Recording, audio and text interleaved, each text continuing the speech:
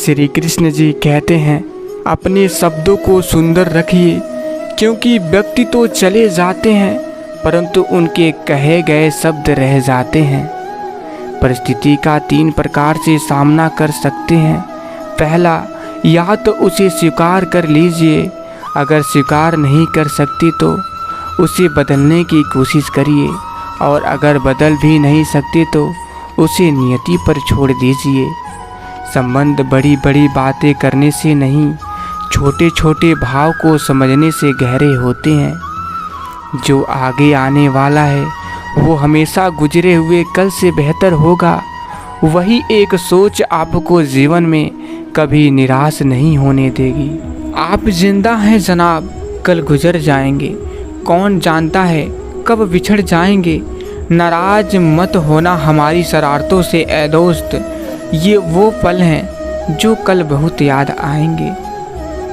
तेरा मेरा करते एक दिन चले जाना है, जो भी कमाया यही रह जाना है। कर ले कुछ अच्छे कर्म, साथ यही तेरे जाना है।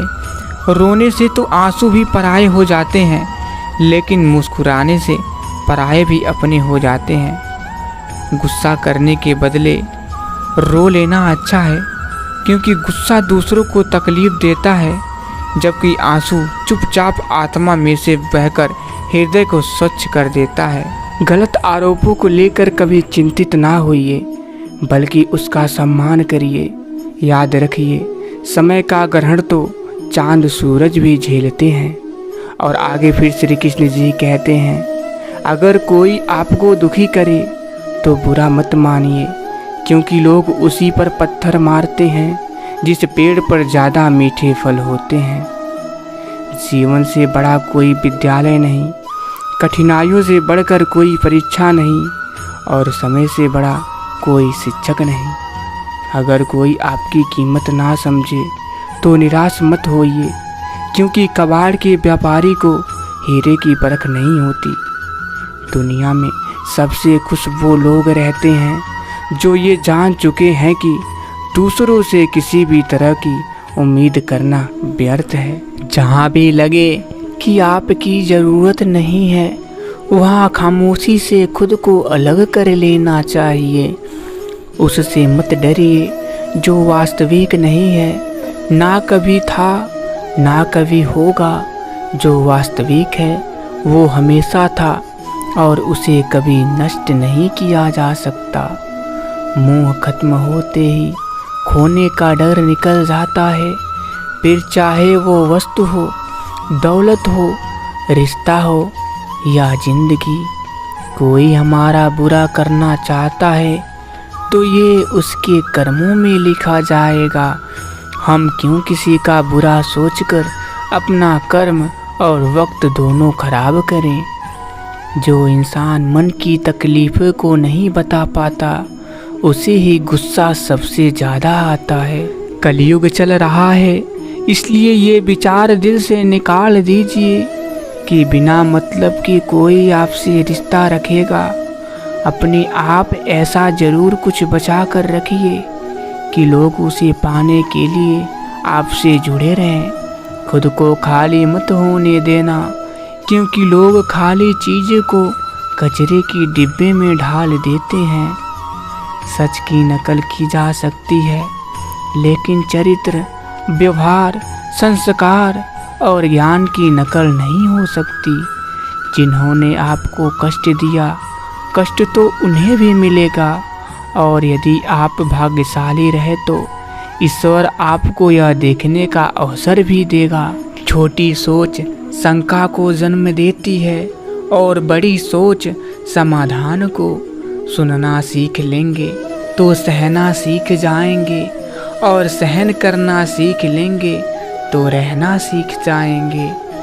दुनिया के सारे खेल खेल लीजिए, पर भूल कर भी किसी की भावनाओं के साथ मत खेलिए, क्योंकि ये वो गुनाह है जो भगवान कभी माफ़ नहीं करेंगे। कुछ पाना है तो स्वयं पर भरोसा कीजिए। सहारे कितने भी सच्चे और अच्छे हों, साथ छोड़ ही जाते हैं। जो आपका नहीं, उस पर कभी हक मत जताइए। और जो समझ ना सके उसको कभी भी अपना दुख मत बताइए। भक्ति जब भोजन में प्रवेश करती है, भोजन प्रसाद बन जाता है। भक्ति जब भूख में प्रवेश करती है, भूख व्रत बन जाता है। भक्ति जब पानी में प्रवेश करती है, पानी चना अमृत बन जाता है। भक्ति जब सफ़र में प्रवेश करती है, सफ़र तीर्थ यात्रा बन जाता है। भक्ति जब संगीत में प्रवेश करती है, संगीत कीर्तन बन जाता है। भक्ति जब घर में प्रवेश करती है, घर मंदिर बन जाता है। भक्ति जब कार्य में प्रवेश करती है, कार्य कर्म बन जाता है। भक्ति जब क्रिया में प्रवेश करती है, क्रिया सेवा बन जाती है। और भक्ति जब व्यक्ति में प्रवेश करती है, व्यक्ति मानव बन जाता है। मनुष्य की चाल धन से भी बदलती है और धर्म से भी बदलती है। जब धन संपन्न होता है तब अकड़ कर चलता है, और जब धर्म संपन्न होता है तो विनम्र होकर चलता है। जिंदगी भले छोटी देना मेरे भगवान, मगर देना ऐसी कि सदियों तक लोगों के दिलों में जिंदा रह सकूं और हमेशा अच्छे कर्म कर सकूं। अभिमान तब आता है जब हमें लगता है हमने कुछ काम किया है, और सम्मान तब मिलता है जब दुनिया को लगता है कि आपने कुछ महत्वपूर्ण काम किया है। जो दूसरों को इज्जत देता है, असल में वो खुद इज्जतदार होता है, क्योंकि इंसान दूसरों को वही दे पाता है जो उसके पास होता है। जीवन की सुंदरता इस बात पर निर्भर नहीं करती कि आप कितने खुश हैं, बल्कि इस बात पर निर्भर करती है कि आपकी वजह से कितने लोग खुश हैं। किसी के लिए आवश्यकता से अधिक उपलब्ध रहना उसके दृष्टि में स्वयं के महत्व को खो देने की प्रक्रिया है। परिवार के साथ धैर्य प्यार कहलाता है, औरों के साथ धैर्य सम्मान कहलाता है, स्वयं के साथ धैर्य आत्मविश्वास कहलाता है, और भगवान के साथ धैर्य आस्था कहलाता है। कोई फायदा नहीं किसी के पीछे पीछे जाने का। हंसते हंसते अपना जीवन बिताइए और भूल जाइए उसे जो तुम्हें भूल गया हो। भरोसा भगवान पर रखिए, लोगों पर नहीं, क्योंकि धोखा लोग देते हैं, भगवान नहीं। दुनिया में दो ही सच्चे ज्योतिष हैं, मन की बात समझने वाली माँ और भविष्य को पहचानने वाला पिता।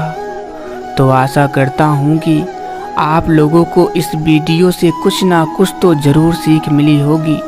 दोस्तों, अगर आप लोगों को वीडियो थोड़ा सा भी पसंद आया हो तो वीडियो को दिल से एक लाइक और चैनल को सब्सक्राइब करना मत भूलिएगा, और साथ ही कमेंट बॉक्स में जय श्री कृष्ण लिखना मत भूलिए। तो फिर मिलेंगे। जय श्री कृष्ण। राधे राधे।